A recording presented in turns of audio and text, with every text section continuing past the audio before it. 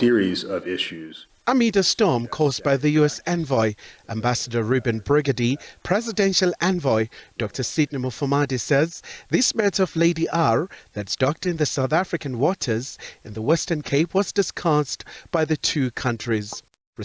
A question about the purpose of an inquiry led by a retired judge on the issue.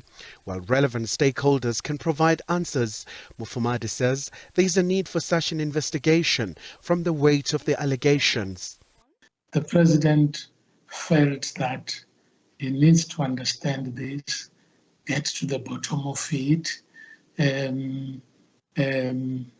Our interlocutors got to know from us as to what it is that we are doing about this matter.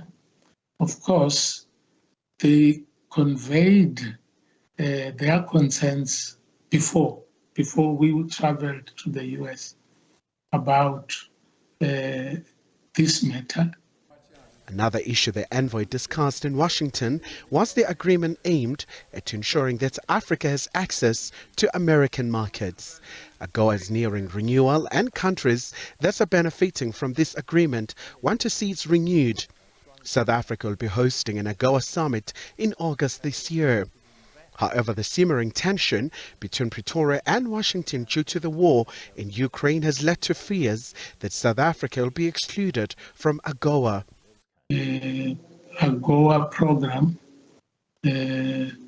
which is really about opportunities for African countries to access market opportunities for their products. That program is up for review. South Africa's Finance Minister Enoch Godongwana was also in hand to confirm the risk the tension between the two countries poses to trade and investment. We've done a calculation of some of the risk. In other words, what would happen assuming that there's what is called secondary sanctions. The risk in terms of quantum go beyond AGOA.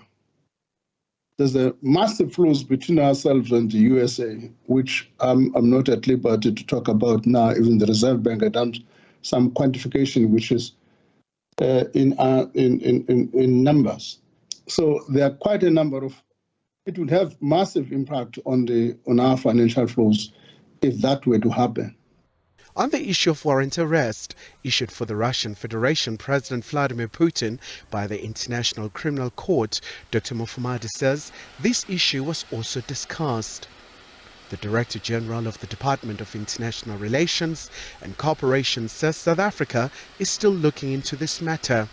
That is a process being led by the Deputy President's office. It's not been concluded yet. And I'm sure once that has been done, the media will also get a sense of what the approach will be in terms of South African President Putin in particular.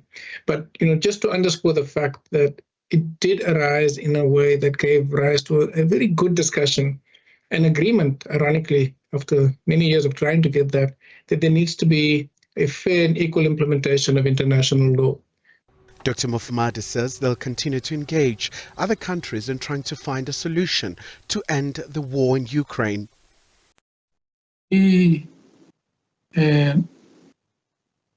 indeed are actively non-aligned as far as that conflict is concerned.